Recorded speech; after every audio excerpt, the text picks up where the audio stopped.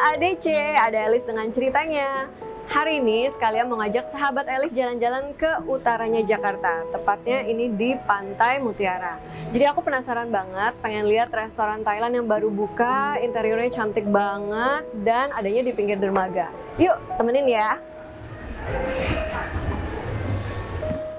Dahulu kala, sekitar tahun 270 Masehi, ada aturan pada zaman pemerintahan Kaisar Claudius II yang melarang pria muda untuk menikah karena harus mengikuti wajib militer. Sehingga larangan itu diberlakukan untuk menghindari para prajurit memikirkan keluarganya alias dilarang galau dan tetap fokus berperang. Namun, seorang pendeta bernama Santo Valentine, dia secara diam-diam menikahkan pasangan suami istri dan ketahuanlah sama sang kaisar. Sehingga berujung pada kematian, yaitu dipenggal kepalanya pada tanggal 14 Februari. Karena itulah diperingati sebagai hari kasih sayang yang tulus dari seorang Valentine. Itu adalah salah satu cerita yang melatar belakangi peringatan Valentine's Day ini, sahabat Elis. Pas banget ya, hari ini bertepatan dengan hari kasih sayang. Di belakang aku sudah ada hati yang besar banget dan biasanya melambangkan cinta. Yes, AADC hari ini akan membahas tentang cinta, tapi aku mau cari spot yang enak dulu ya untuk ngobrol. Hayo, berapa banyak dari kita yang gampang banget ngucapin kalimat I love you atau aku cinta padamu? Atau seringkali kita yang menerima ucapan itu dari teman, pasangan, dan lain-lain. Tapi ternyata kok kenyataan atau tindakannya beda ya sama yang diucapin? Iya, love, cinta, kasih itu bukan cuma sekedar perasaan saja. Kasih yang sebenarnya adalah sebuah tindakan antara lain sabar, murah hati, nggak cemburu, nggak sombong, nggak mementingkan diri sendiri, nggak gampang marah, nggak mengingat-ingat kesalahan orang lain. Ternyata susah kan? Ya, itulah seringkali kita menyakiti atau tersakiti akibat ucapan I love you tersebut tidak dibarengi dengan tindakan yang menunjukkan love tersebut. Dan ini berlaku bukan hanya pada pasangan, tapi juga orang tua dan anak, teman-teman, dan juga yang lain-lain. Di AADC ada Elis dengan ceritanya hari ini akan membahas self-love.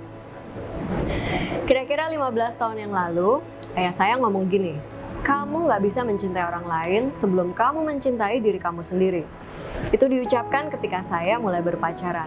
Waktu itu reaksi saya cuman angguk-angguk iya-iya aja, tapi nggak ngerti maksudnya apa, dan saya juga nggak mencari tahu lebih lanjut.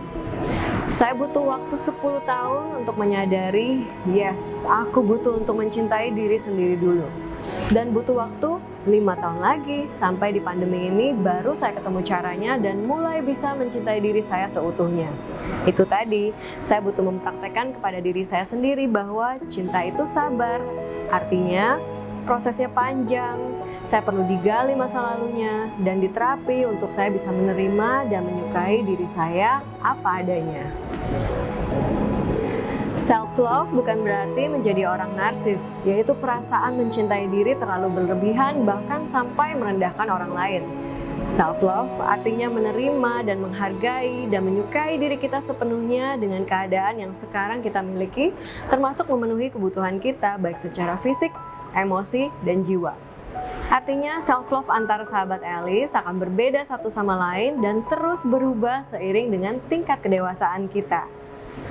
Namun, yang seringkali terjadi karena banyak momen kurang menyenangkan seperti trauma kehilangan seseorang, kepahitan akibat disakiti atau dikhianati orang yang kita sayang, rasa takut akibat kekerasan fisik atau verbal yang pernah terjadi, malu dan hancur akibat harga diri direndahkan, menjadi sebagian faktor yang membuat kita tidak menyukai atau bahkan benci terhadap diri sendiri dengan kondisi saat ini. Akibatnya, secara nggak sadar kita terus membutuhkan orang lain untuk memberikan validasi bahwa hidup kita indah, berharga, layak disayang, bahkan menjadikan kita seorang people pleaser.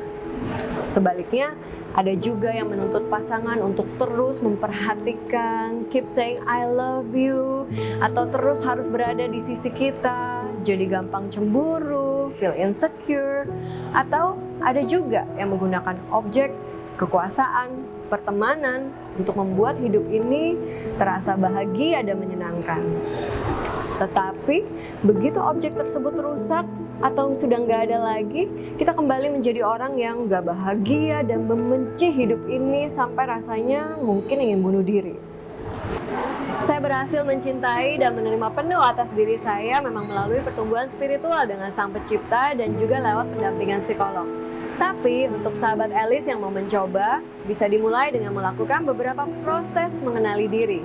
Yang pertama, bertanya pada diri sendiri, apa yang bikin kamu nggak bahagia di hidup ini? Apa yang kamu merasa kurang dengan keadaan sekarang? Atau, aku akan bahagia jika...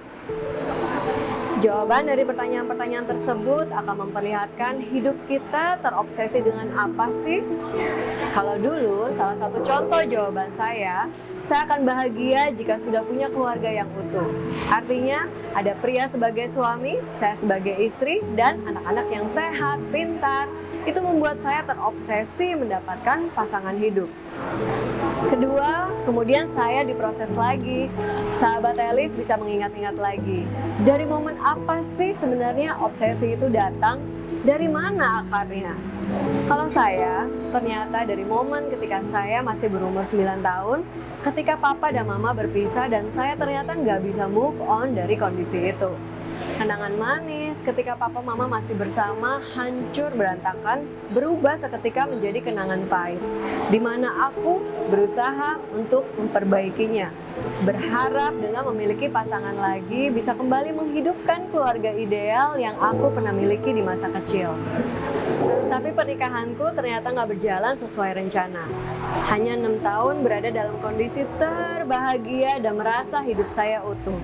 Tapi ketika menghadapi perceraian, saya kembali membenci hidup ini dan terus merasa ada sesuatu yang kurang yang nggak bisa bikin hatiku bahagia. Saya menjadi seorang yang nggak bisa melihat hidup ini indah dan berharga sebelum menemukan pasangan yang bisa membentuk keluarga ideal. Terlebih lagi ketika melihat banyak pasangan atau keluarga yang berhasil membangun pernikahan yang langgeng dan harmonis. Lalu bagaimana dong? Momen gak menyenangkan itu harus dirasakan lagi. It's okay untuk sahabat Alice harus kembali menangis merasakan sedihnya. Saya juga meminta Tuhan melepaskan pengampunan atas kemarahan pada orang tua saya dan terus mengatakan pada diri saya bahwa kenyataannya sudah terjadi dan itu harus diterima. Bukan tugas dan kapasitas aku untuk memperbaiki keadaan yang sudah pernah terjadi di masa lalu. Lalu stop membandingkan dengan keadaan orang lain, dan yang terpenting adalah bersyukur dengan hidup yang sekarang, mengingat banyak orang lain juga yang hidupnya mengalami masalah lebih berat. Perlahan saya bangkit dan bicara pada diri sendiri. Oh iya ya, kamu sekarang bisa bahagia kok dengan 2 anak yang sudah Tuhan kasih. Yang bikin kamu bahagia dan utuh itu bukan dari orang lain, karena itu semuanya hanya sementara.